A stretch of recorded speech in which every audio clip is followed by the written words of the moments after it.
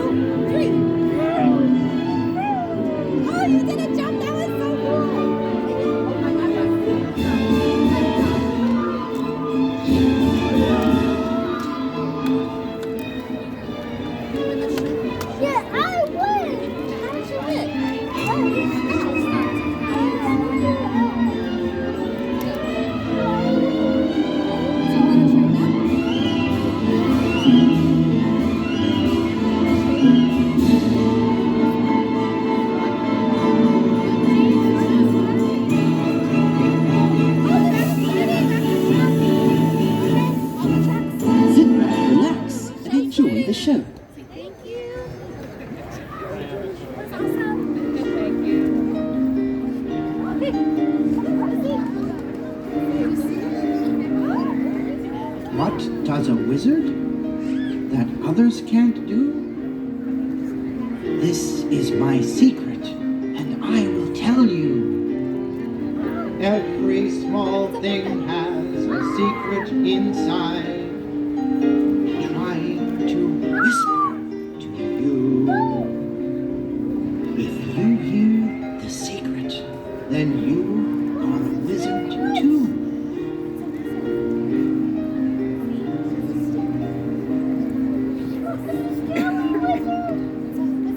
Wind in the willow and leaf in the breeze. Music is born in the branches of trees. Bird in his nest knows the wind's secret song. To creatures beneath him, it passes along. If you hear the music, then you are a wizard too.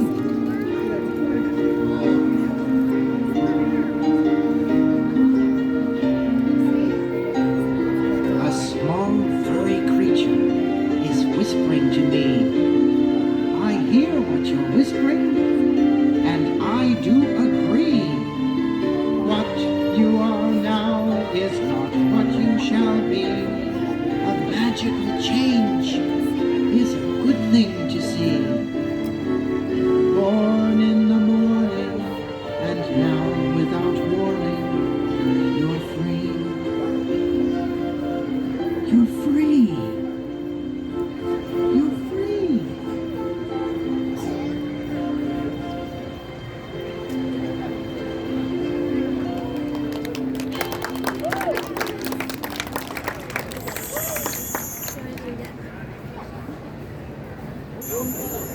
This tale is based upon books written by J.R.R. Tolkien, The Hobbit and The Lord of the Rings.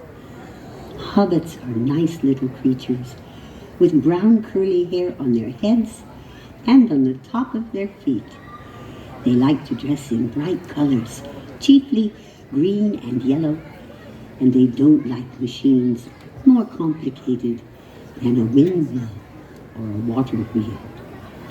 Hobbits do like genealogy. You know what that is. It's knowing who all your aunts and uncles and cousins and grandparents are. And to a hobbit, it's important to know who's related to whom and in what degree. Here is our hobbit, Bilbo Baggins.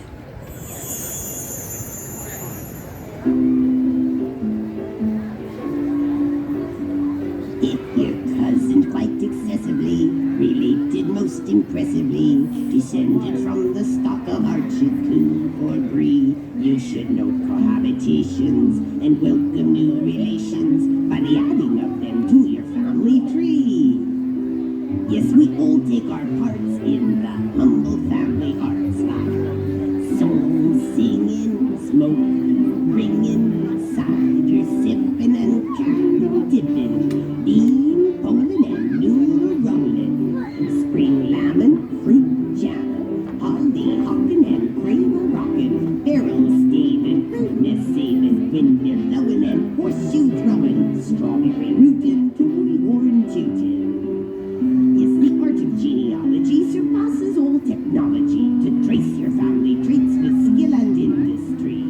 Whether meant for eulogizing or for happy harmonizing, you'll be taking pride in being who you be. And we're not so bad at dreaming a dream or two. Why?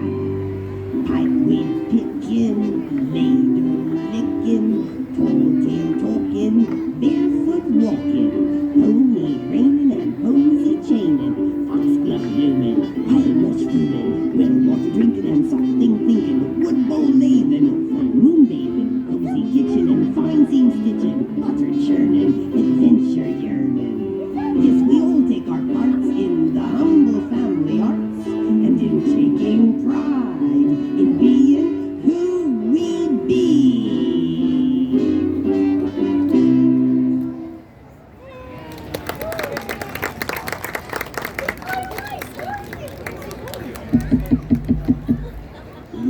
Someone's at my round green door.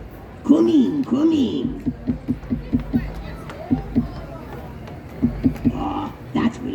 Gandalf. That old wizard wanted to talk with me, but why did I invite him to tea? I'm coming.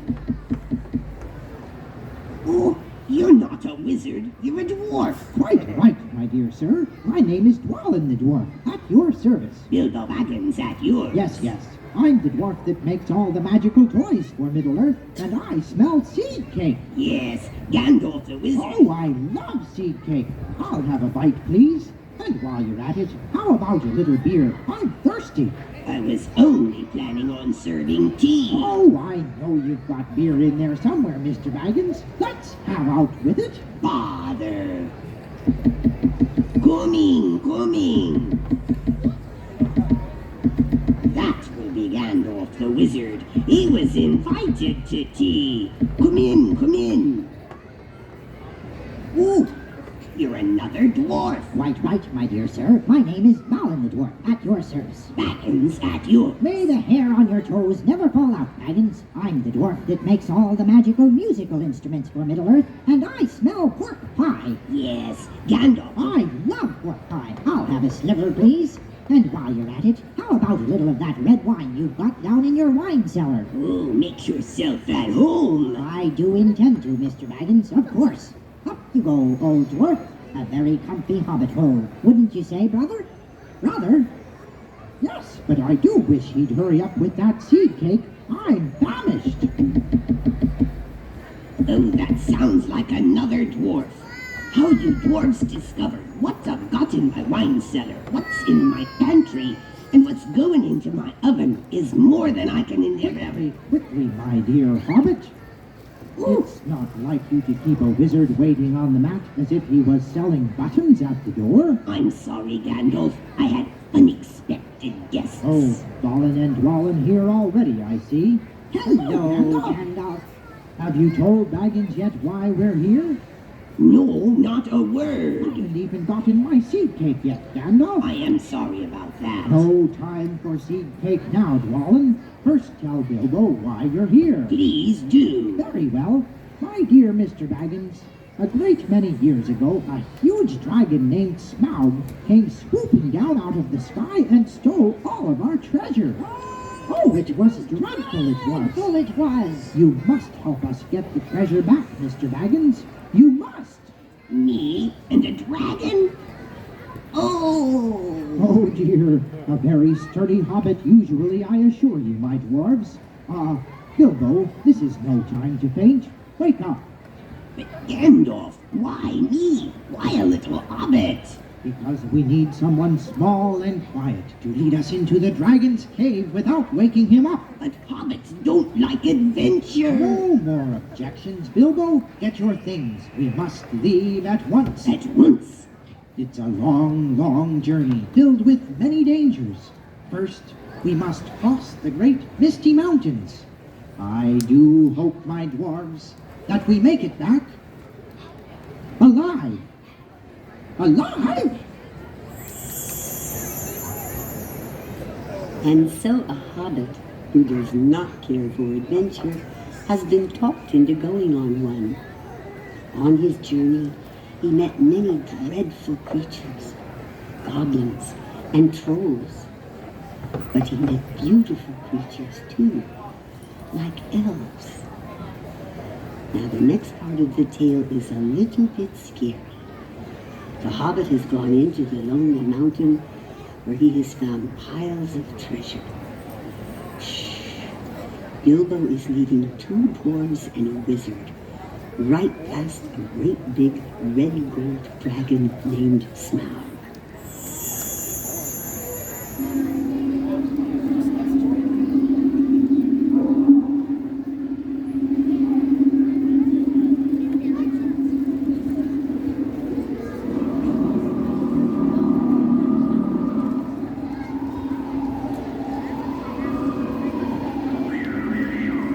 Come on, old dwarf.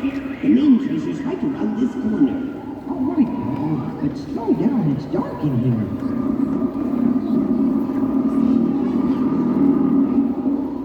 Gandalf, do hurry. Bilbo's way over here. What's holding you up anyway? Come quickly, brother. Where are you?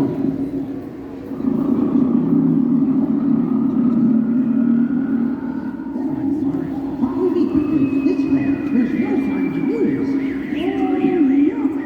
Some of our treasure. Oh, Mr. Baggins, this is splendid. We can make tools again, and perhaps we can even... Whoa!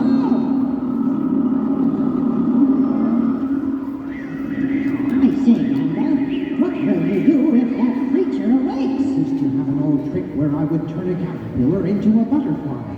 Maybe something like that would work. I really don't know. Oh, Mr. Baggins, look! A mountain of treasure! These great balls will lay close!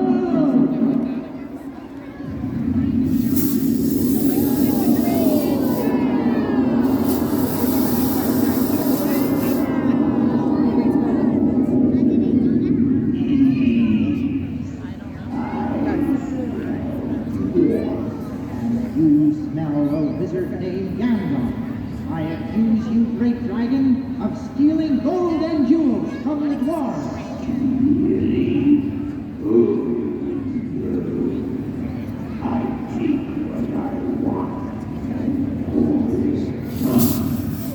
Perhaps you would not do this for you to have a change of heart? What did you do, little wizard? Turn me into a butterfly? Why not? After all, you're nothing but an overgrown worm. You watch your tongue. Very well. Who's you use a magic spell? That I shall. Elbereth, Ilphoniel, may this dragon's heart be well. That sounds like a good spell. My heart. It feels generous. What can I do for you, fine creature? Dwalin, building. Take all the treasure you need now. It seems the old caterpillar spell works on dragons' hearts as well.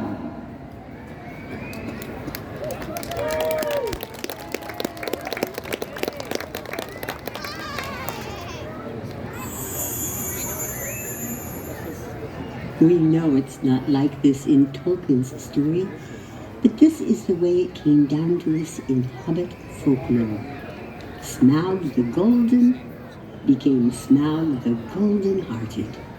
The great dragon, acting as forge and bellows, helped them fashion the most magical toys and musical instruments. The dwarves of Middle-earth all love music. We have one here right now to sing a song for you. You met him before. He's the one with the blue beard. Oh dear, he's forgotten. He's very old and forgetful, hard of hearing, and he cannot see very well either. I really would need your help. Let's call him on the count of 3, and his name is Dwalin. 1, 2, 3, Dwalin. I don't hear him coming. Let's try it again with more spirit. 1, 2, 3, Dwalin. Oh, I heard you. The trouble is, I just don't seem to be able to figure out where you are. I've looked everywhere. I've looked under here, and I've looked up here, and I'm looking over here now, and I still can't find you. Where are you anyway? Speak up. Over here, Dwalin. Where? Stop. Stop.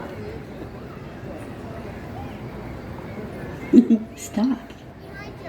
All right. I've stopped 3 times now, and I still don't see anybody. Where are you anyway?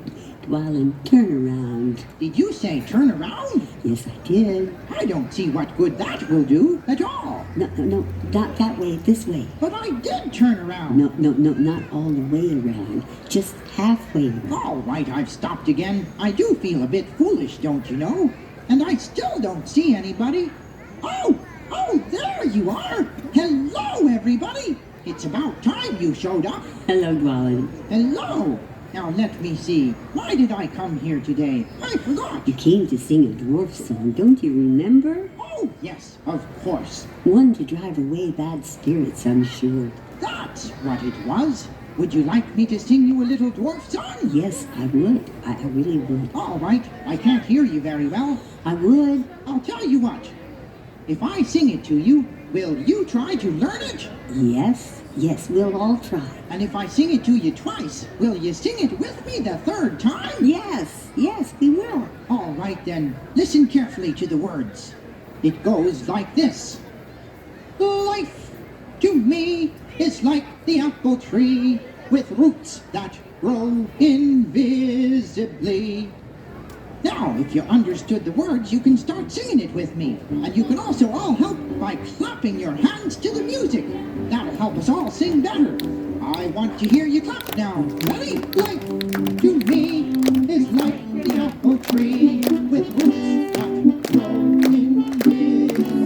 I tell you, life to me is like the apple tree with roots that grow invisibly. That's very good clapping, but I don't hear everyone singing yet. You can all sing, can't you? Yes, I can. Well, let's hear you then. Ready? Life to me is like the apple tree with roots that grow invisibly. I tell you, life to me is like the apple tree with roots that grow invisibly. That was much better, but I still can't hear everyone. Let's sing it one more time, and this time I want to hear everyone singing with real spirit. Ready? Life to me is like the apple tree with roots that grow invisibly. I tell you, life to me is like the apple tree with roots that grow invisibly. We did it! Thank you. Thank you. Well, goodbye, everybody. Goodbye. I love you. Bye. I love you, Dwalin, and we love all of you. And thank you for listening to this tale of Middle-earth.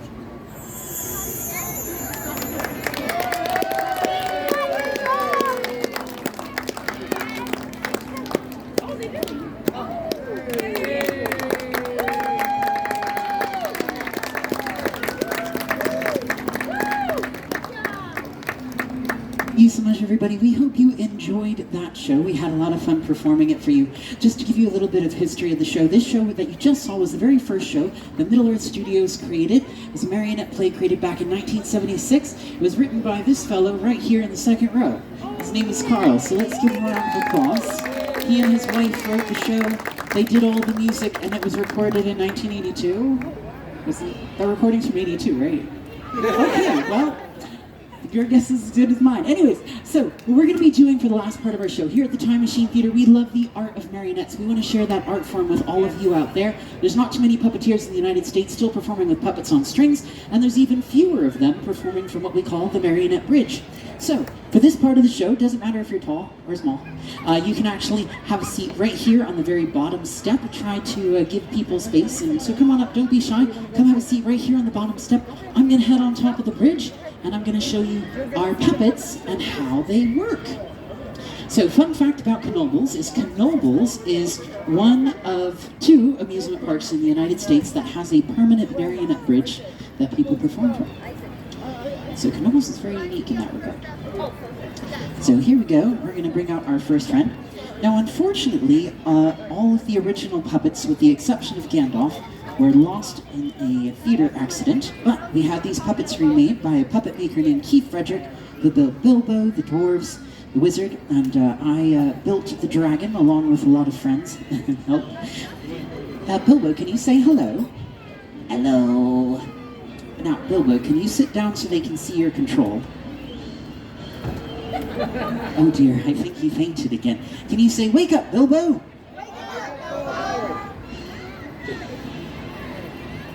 So, if you look all the way up here, this is what we use to operate the marionettes. This is called a marionette control. Bilbo has 12 strings, and the 2 sets of strings that carry his entire weight are the shoulder strings and the head strings. They work together to help him look to the left, to the right, and there's a string on his forehead that looks all the way up. If I want him to talk, I pull on the talk string so he can say, hello. And if I want to get him to move his hands, I use a running hand string. There's a single string that goes from one hand through 2 eye screws down to the other hand, and this allows me to make both hands move at the same time using one string. And if I want him to walk, I take off the leg bar, which is how he does all of those fancy dance moves that you saw in the show, like this one. And last but not least, there's a string attached to Bilbo's bottom. That's called the bow string. So go ahead, Bilbo, take a bow, and if you'd like, you can clap for him. He likes being clapped for him. Goodbye. Now, next, I have a question for you. Would you like to see Gandalf the Wizard, or would you like to see the dwarf? Dwarf, did everyone say dwarf? Alright, Dwalin, you've got to come out. Everybody wants you to, what's that one you call, not a reprise. Oops, it looks like he might need knee surgery again. Alright, so here we go. Here's his control. It's a little bit different, you can see, but very similar. And some of the interesting things that we do is we do this little move here to get him to fall into a split. Ta-da! And if you're wondering how he spins around, there is a wire at the top of my control that I can just put my finger into, and with a little bit of finesse, I get him to do some pirouettes. And last but not least, this is how we get Dwalin to do a little bit of breakdancing. Get a little bit of fun. There you go. Say goodbye, Dwalin. Goodbye, everyone. I love you. Bye.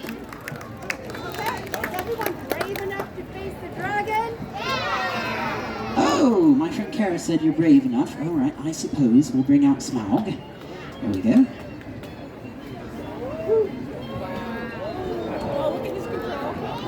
He's pretty big. He weighs about 70 pounds, which is why he is suspended from garage door springs, so he has a little bit of spring to his step. And if you look up here, you'll see we have 2 different controls that operate his mouth and eyes. So this one opens and closes the mouth, and this one opens and closes the eyes. And I built this puppet out of, mostly out of L200, which is a kind of foam. Now, here's the last question. Are you all brave enough for Dragonfire? All right, we'll count backwards from 3. Ready? 3.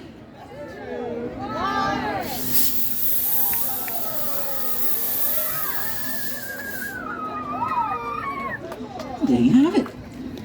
If you love the work we do here at the Time Machine Theater and would like to support the art and tradition of marionettes, we have some small souvenirs available for sale. We have magic unicorn horn necklaces, an assortment of light-up unicorn crowns, as well as swords.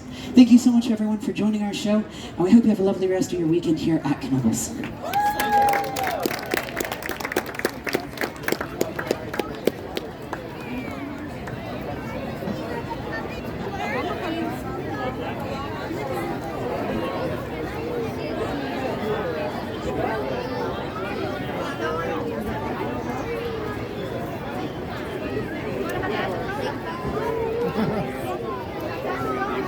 It was his first.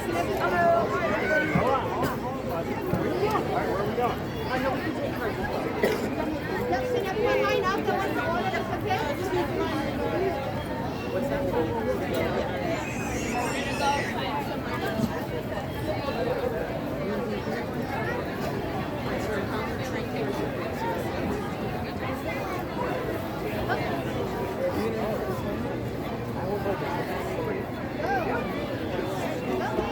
My new one. Excuse me.